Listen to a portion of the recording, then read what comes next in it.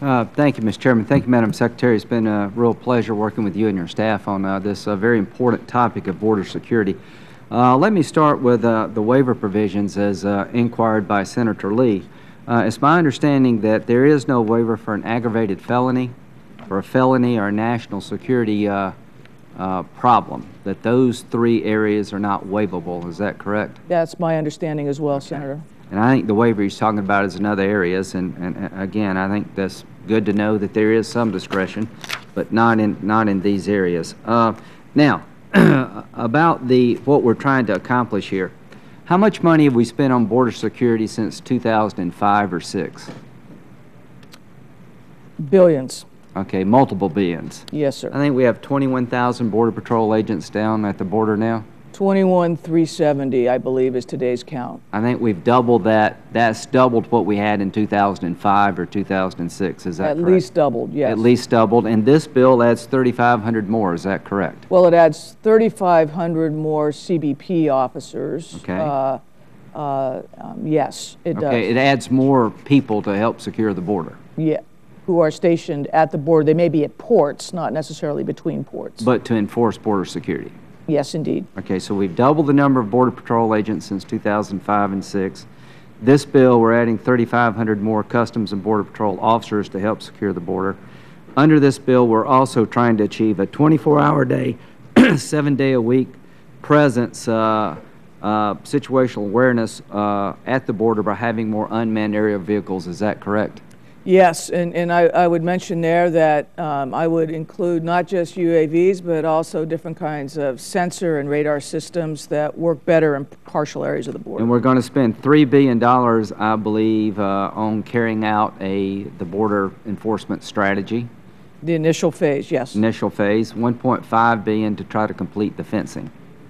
Yes, and we've already had a colloquy about that. Okay, and flexibility is fine with me. And we're also going to allow the National Guard to continue to be deployed to secure the border. Is that correct? That's right, and as the governor who was the first to ask for the National Guard at the border, I really appreciate that mission assignment. And we're going to increase funding to increase the number of border crossing prosecutions in the Tucson area. Yes, I think it basically triples those under something called Operation Streamline. So that's what we're doing to enhance the border itself. Do you agree with me that controlling jobs inside the country is just as important as securing the border?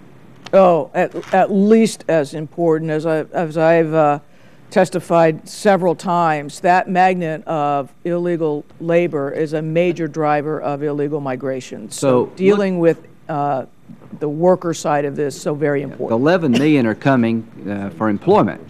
We're not being overrun by 11 million Canadians. They come to visit, they go back home, they live in a stable country with a stable government and a good economy. We're being overrun by people from corrupt and poor countries. They come here to work. And our theory is that not only should you secure the border, but the second line of defense is controlling a job so that if you get across the border, you can't find a job because of E-Verify. Is that correct? That's the intent of the bill, yes. Okay. So now, 40% of the people here illegally never came across the border. They came in through a visa system at airports and seaports. And one of the triggers in this bill is to get an entry-exit system up and running so we'll know when a visa expires. Is that correct? Yes, an electronic entry-exit system, air and sea, yes. So the 19 hijackers on 9/11 were all students here on visas.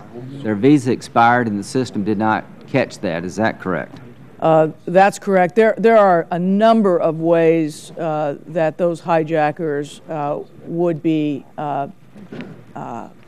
revealed under the bill. And now we have a pretty robust guest worker program providing legal labor to employers who can't find American workers. That's part of the bill. Is that correct? Right, and both for ag, but unskilled and high skilled. So the combination of systems work in concert, increasing border security through fencing, technology, and manpower, controlling finally at a national level who gets a job, plus providing access to legal labor, as a multi-layered approach to trying to achieve border security. Do you agree that they all work in concert? It is an interwoven system, absolutely. Okay.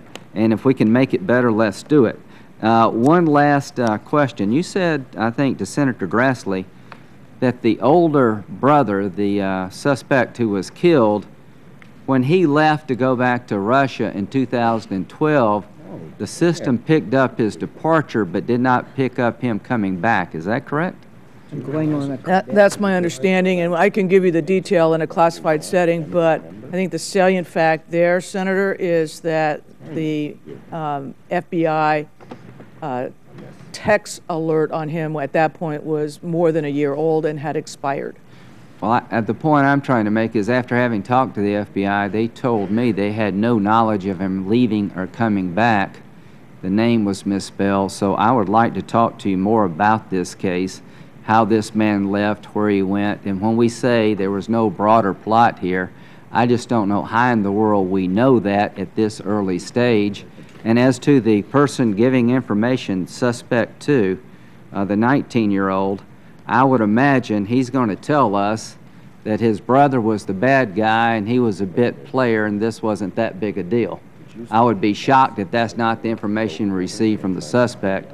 That's why I want more time to interview him outside of having a lawyer and investigate the case in a more thorough way.